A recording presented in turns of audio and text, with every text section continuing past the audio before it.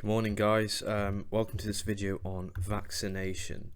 Now vaccination is sort of illustrated with these syringes and the bottle, and it actually contains what we have in purple here. Any ideas what I'm representing here? So looking at the spikes and the circle, you could argue it's COVID-19, and COVID-19 coronavirus is an example of a virus, and that's an example of something called a pathogen. Now, to the viewer, what is a pathogen? Well, patho, in reference to, I believe it's Greek, is making a link to this idea of a disease. So a disease causing agent. So in this case, it being a virus. Now, the thing is, you can't administer someone with the virus or the bacterial cell versus a fungal, so on and so forth. We have to actually weaken this. So what happens is the vaccine contains a weak, inactive, dead form of the pathogen. Otherwise it would be unethical, wouldn't it, to put the actual live version of the disease into your bloodstream. You also can get a part of the pathogen. So if we're using that COVID-19 example again, I actually wrote an essay on this back in uni. The spikes regard this as a what? So the spikes are the parts of the cell or the particle, and any ideas? It's part of the pathogen. What word am I looking for? And it does upset and stimulate and mount an immune response. Yes, exactly, an antigen. So you can say the phrase antigen as well. And these antigens get targeted by these Y-shaped proteins, which I'll talk about in due course. Now, this stimulates a particular white blood cell. And this white blood cell is called a lymphocyte. Now these lymphocytes produce gap fill, so we're going to fill in this gap, and they're these, the ones I'm circling in red, Y-shaped proteins. The word I'm looking for is broken down into two parts. So the first part, first four letters, is the opposite of uncle, and the second part of the body, gave it away, is the second part is called body. So the opposite of uncle is anti, so these are antibodies. So they produce specific antibodies. So I'm just going to pluralize this. Let's capitalize, because it's pretty important. Okay, but these antibodies aren't just any antibodies. Just like the ocean specific, they're specific. They're specific antibodies. And these antibodies target those antigens. So lymphocytes produce specific antibodies which target specific antigens. So these antigens could be something from a bacterial infection, the stuff that Arthur Morgan had, tuberculosis. It could be that bacterial cell, and we have an antibody to target it. Brilliant. So let's rewind it a little bit. Quick fire question numero uno. Number one, define vaccine. What does a vaccine contain? Yes, you're right. It's weak, it's inactive, and it's a dead version of the pathogen / antigen. Put your hands up if you said antigen in your answer. Amazing. It's part of the mark scheme. Brilliant. What produces antibodies? Specific ones. What type of cells? Yep, you're right. Lymphocytes, as evidenced by this, the cell beginning with the letter L in this circle, and it produces antibodies. But the whole goal of vaccines is to prevent us from having an infection, or prevent us having a response and a list of symptoms post-infection.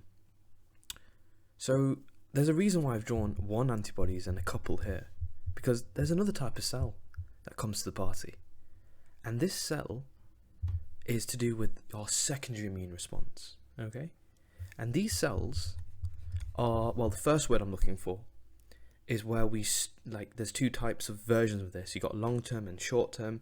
The brain, the hippocampus, is the sort of region, the hub of what exactly? Any ideas? Dementia, a patient is losing their, exactly. They're called memory cells.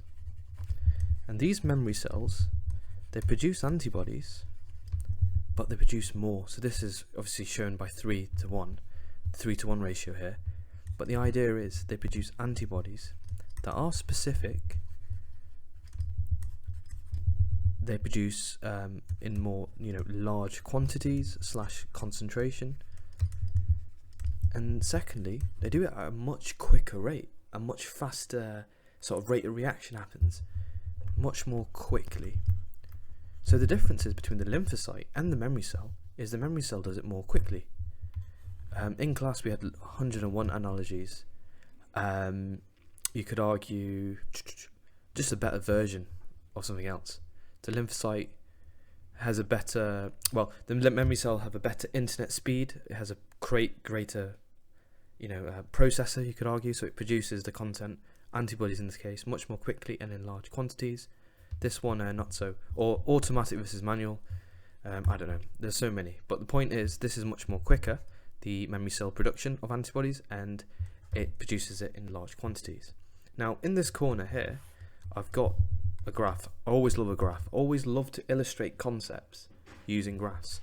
So on my y-axis, I have antibodies represented by the square bracket AB. So AB referring to what exactly? Yes, exactly, antibodies. And then on my x-axis here, I have the course of time. So let's say a period of time. So let's start off with you having no antibodies to begin with. And then at day 20, you decide to take the vaccine. Now the vaccine produces some antibodies, but it starts to, level off, plateaus. Level off means, when the line, well, self-explanatory, isn't it? When it's a straight line. But the French word for it is a plateau, and it's good to have that in your bank of words. So that's day 20. But if that was, let's say, day 50, you actually contract the disease. You actually get the real exposure.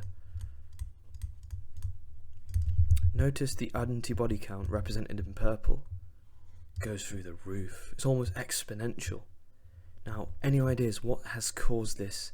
In fact, if I were to make an exam question, explain day 50 onwards. Well, it's this one, guys. The memory cells. The memory cells produce antibodies much more quickly and also in large amounts. Brilliant. I think the Microsoft Teams just sent me a message, but anyways, I have to continue recording because I don't want to spend another blooper. Anyways, explain how a vaccine could protect people from schistosomiasis. I believe this is a parasitic infection, and it's actually taken from a comprehension, hence why it's been, you got this parenthesis of lines 24 to 25. It would have been more funny if it was lines 6 to 7, because apparently that's a meme now. Good luck, guys.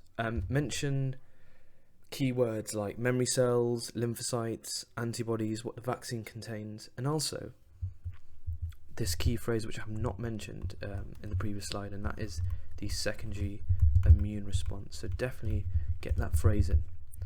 Okay. Please use the comment section below to write your answers.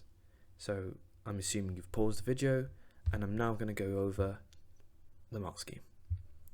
So put your hand up if you mention that the vaccine contained an antigen or a dead version of it. Amazing. Put your hands up if you talked about memory cells. Amazing. Or lymphocytes. This is even nicer. And also, did you comment on the fact that memory cells produce it more quickly and it evokes a much more faster response? Amazing. So let me just elaborate on the secondary immune response. Well, the secondary immune response was when, let's say this is your primary immune response. This is when you had the lymphocytes, you had the vaccine. So let's say vaccine on day 0, the memory cells, when they shoot to the roof with the production of antibodies, that's called a secondary immune response. Okay, which is straightforward. It's a very good mark scheme point if you want to become a mark scheme merchant. But anyways, all the best, guys, on your cycle test, on your end of unit exam. Who knows, it might be your double science or triple science exam tomorrow. Just good luck, and please do like, comment and subscribe. Thank you.